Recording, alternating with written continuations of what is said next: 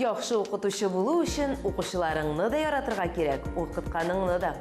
Рус тарихчысы Василий Ключевский шулай дип язган. Исәнмесез, бу белем дөньясы. Бүгенге программада без укытучылар турында сөйләшербез.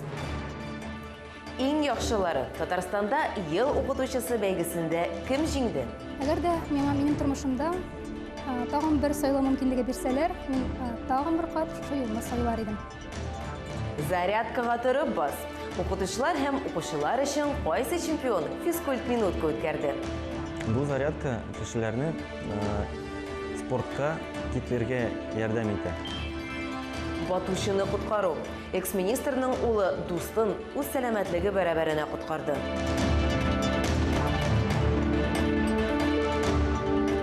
Татарстанның 150 педагогы ел укытучысы республика бәйгесендә катнашты.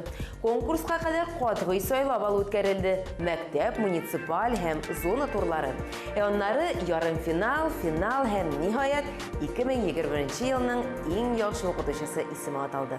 Казанның Жанетта Зайцева исемендәге 122 номерлы гимназиясенең инглиз теле укытучысы Голованова Мария Вячеславовна Гомум Россия бәйгесенең төбәк этабында абсолют җиңүче булды. Башка ике урында ирада укытучылары. Бәйге Казан шәһәренең 2 мәктәбендә берничә көн дәвам итте. Конкурсантлар ачык дәресләр бирделәр, сыйныф сәгатьләре үткәрделәр, методик остаханәләрен тәкъдим иттеләр. Финалистларга соңгы сынауда профильле министр катнашында матбугат конференциясендә чыгыш ясарга туры килде. Бәйге турында тулырак Гөлия Насыйбуллина сөйләп бирде.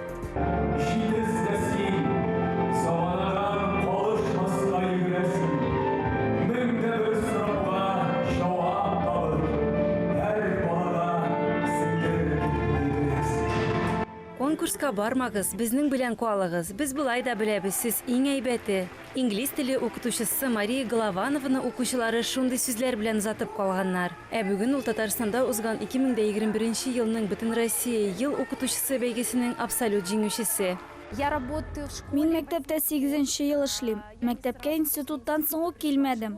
Укытучы булып эшли башлаганда үземнең 2 балам бар иде. Күрәсең, үз балаларым булгач кына мин укытуга сәләтемне аңлаганмын.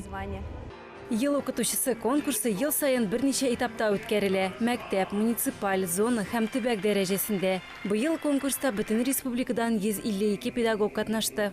Үзләренең тәҗрибәсе белән уртаклашалар, үз коллегалары белән, яшь укытучылар белән шиләр, остазлык мәктәбенең җитәкчесе булалар.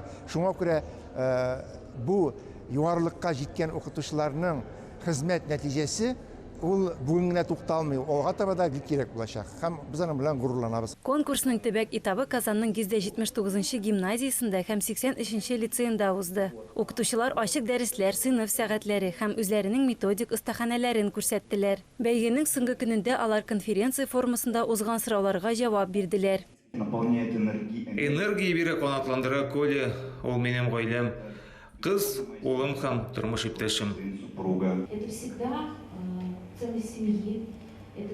Бу һәр вакыт гаилә кадере, рухият, халык бердәмлеге. Мин бу традицияләрне дәвам итәргә кирәк дип уйлыйм. Мария Голованова Татарстандан конкурсның Бөтен Россия этабында яклаячак. Ул ел сайын традицион рәвештә укытучылар көне алдыннан үткәрелә. Башта бераз ял итәргә кирәк. Укучыларым янына кайтырга, аларга игътибар бирергә, үз балаларыма игътибар бирергә. Оннан соң көч туплап Россия этабына чыгарга, Татарстанның дәрәҗәсен лаеклы күрсәтү өчен. Моннан тыш иң яхшы татар теле һәм әдәбияты укытучысы Бөтен Россия конкурсының җиңүчеләрен дә билгеләделәр. Конкурста Татарстан, Оренбург, Пенза, Киров һәм башка төбәкләрдән педагоглар көч сынашты. Конкурста җиңүче Чулпан Шарипова кечкенәдән үк укытучы булырга хыялланган. Минем остазым Ахлетдинова Ландыш Филис кызым әлеге дөньяга алып кирип китте. Аңа ияреп, мин гомумән әлеге мөхиткә гашыйк булдым һәм инде бер сүзсез татар теле һәм әдәбият укытучысы һөнәрен сайладым. Әгәр дә минем тормышымда тагын бер сайлау мөмкинлеге бирсәләр, мин тагын бер кат шушы юлны сайлар идем. Шулай ук республикада ел тәрбиячесе һөнәри конкурсына йомгак ясалды. Региональ этапның җиңүчесе дип Лениногорск районының 10-нчы балалар бакчасының тәрбиячесе Виктория Цыганова танылды. Без барыбыз да бала чакта кимдер булырга хыялланабыз. Мин дә бала чактан җырчы да, актриса да, тапшырулар алып баручы да, модель да булырга хыялландым. Бу һөнәрләрнең барысын да бергә туплаучы ул тәрбияче һөнәре икән. Хәзер мин балалар өчен бер үк вакытта рәссам да, модельер да, хәтта космонавт та булам. Катнашучылар сүзләренчә, мондый бәйгеләр аларга үз һөнәрләрен дөрес сайлауларына тагын бер кат төшенергә ярдәм итә. Укытучы һөнәре уңышларының төп сере балаларга карата ачык һәм гадел булу диләр алар бер авыздан. Һәм укучыларның янып торган күзләре һәр педагог өчен иң яхшы бүләк.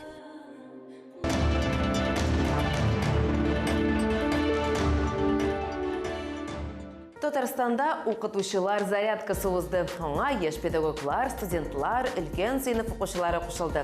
Физкульт минутны Мәгариф һәм фән хезмәткәре профсоюзының республика комитеты оештырды.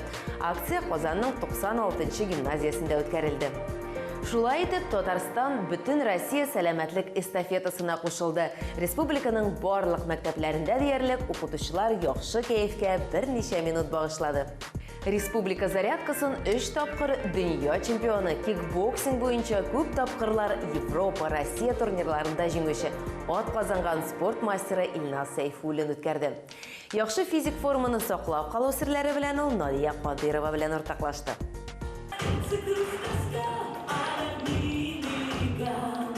Сәламәт тәндә сәламәт акыл дип юкка гына әйтмиләр. Бар яктан да сәламәт булганда гына без теләгән эшләребез белән шөгыльләнә, куйган максатларыбызга ирешә алабыз. Үзеңне яхшы хис итү өчен көнне иртәнге зарядкадан башларга кирәк икәнен фән һәм мәгариф бүлегенең профсоюз членнары яхшы белә. Алар бөтен дөнья сәламәтлек көнендә бөтен Россия күләме эстафетасында катнаштылар. Бу чараның максаты сәламәтлек. Без инде бу чара белән тагын бер тапкыр күрсәтәбез кирәк, что ничек ул мөһим әйбер сәламәтлек и һәрбер кеше үзенең сәламәтлеген карый ала. Менә бу кыскача оештырган зарядка белән. Шулай ук Илдар Яруллин мәктәпләргә, балалар бакчаларына һәм югары уку йортларында эшләүчеләрне зарядка ясарга чакыра, һәм аны көндәлек режимга кертергә тәкъдим итә. Сәламәтлекне ныгытуга караганда чаралар ел дәвамында үтәчәк, чөнки бу елны бөтен Россия профсоюз оешмасы спорт, сәламәтлек һәм озын гомер елы дип игълан иткән.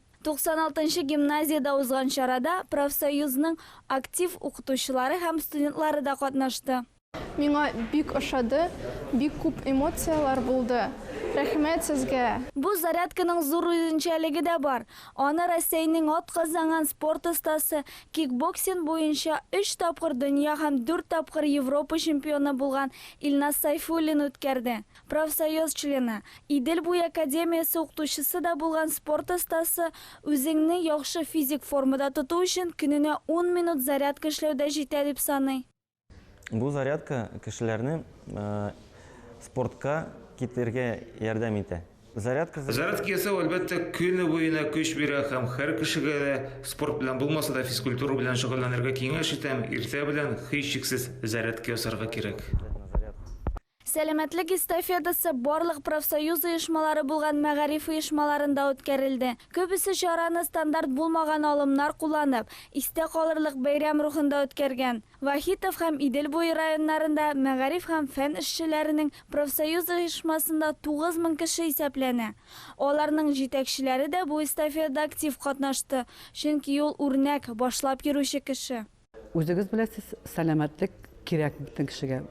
Күбесе безнең инде укытучылар, тәрбиячеләр, алар эшләр балалар белән. Без балаларга күрсәтергә кирәк.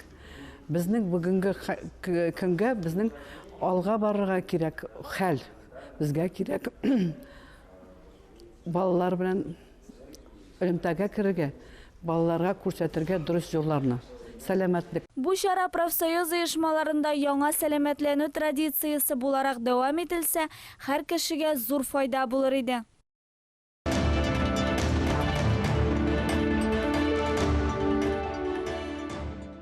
Татарстан сәламәтлек саклау министрлыгының элеккеге башлыгының улын гадәттән тыш хәлләр министрлыгы медале белән бүләкләделәр. Ул баткан дустын үз сәламәтлеге бәрабәренә коткарды. Бу хәл турында һәм дә мәгариф һәм балачак дөньясында булган башка вакыйгалар турында Нияз Рахман автор сәхифәсендә сөйләп үтәр.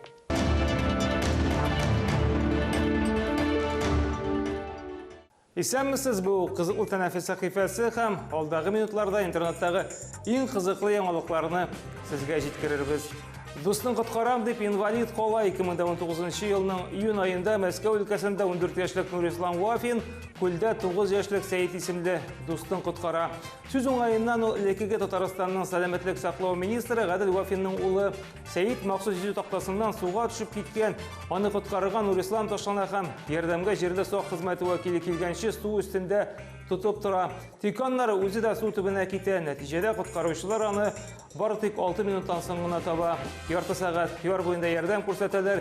2 атнага якын Нурислам комада ята. 2 ел дәвамында ул яңадан йөрергә өйрәнә. Суга батучыны коткарган өчен аңа медаль тапшырганда бөтен мәктәп басып кул чаба. Афәрин Нурислам, чын герой.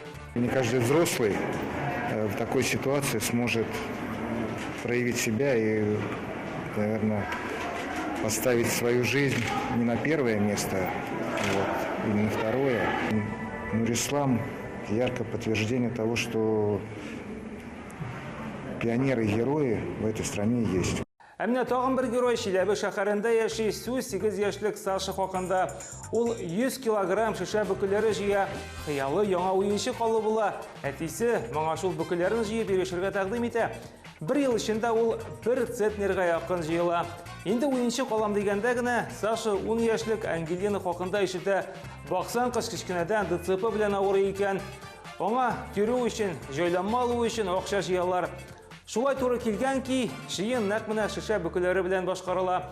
Саша озак уйлап тормый, үз өлешен кертә. Уенчык түгел, Ангелинаның сәламәтлеге мөһимрәк ди малай. Игрушку мы можем в следующий раз купить. Ей неудобно ходить, ей нужна инвалидная коляска, ходунки. И то, что у нее не очень хорошо выходит говорить еще. Даша Лыкова шулай коткаручы 16 яшьлек кызчык уникаль проект булдыра һәм Волчанка дигән авылны һәм анда яшәүче халыкны юкка чыгудан коткармакчы. Әлеге авыл Норильскидан 400 чакрым ераклыкта урнашкан, анда хәзер нибары 600 кеше яши. Әле күптән түгел генә халык саны 1700 тирәсе була. Сүз асанлы долган һәм Мегасан халкы турында кызыйса программалар, компьютерлар буенча Вундеркинд хәзер Швейцариядә укый, ләкин аны Себернең асанлы халыклары язмышының бурчы икән. Волчанка авылын аякка бастыру өчен инде ул 15 миллион сум акча туплый. Төрле федераль программалар һәм җирле эшмәкәрләрен дә аякка бастыра Даша.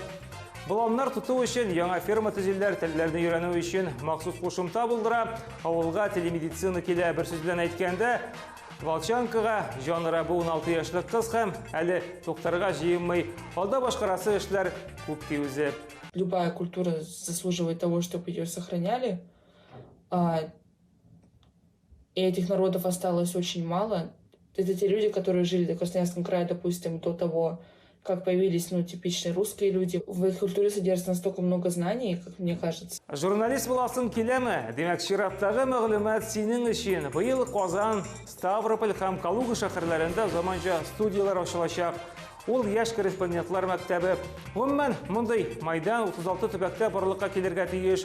Ул үз эченә журналистика, видеога төшерү, оператор эше, сөйләм осталыгын, монтаж кебек юнәлешләрне ала. Әлеге студия Россия оборона министрлыгы ярдәме белән тормышка ашырыла дип хәбәр итә Юн армия вәкилләре. Бары тик курыкмаска гына камералар иде кабынган. В чем секрет успеха популярных телешоу? Не забывайте менять крупность. Как сделать уникальный формат? Мы рассмотрим более 15 программ. Мало придумать новую мелодию. Любой контент, который делаете, должен иметь смысл. Вот нага менә шулар иде. Очрашырбыз.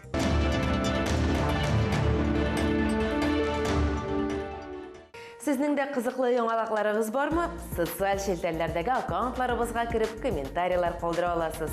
Инглиз шахматчысы Уильям Уортның сүзләрен хәтерләп калыгыз.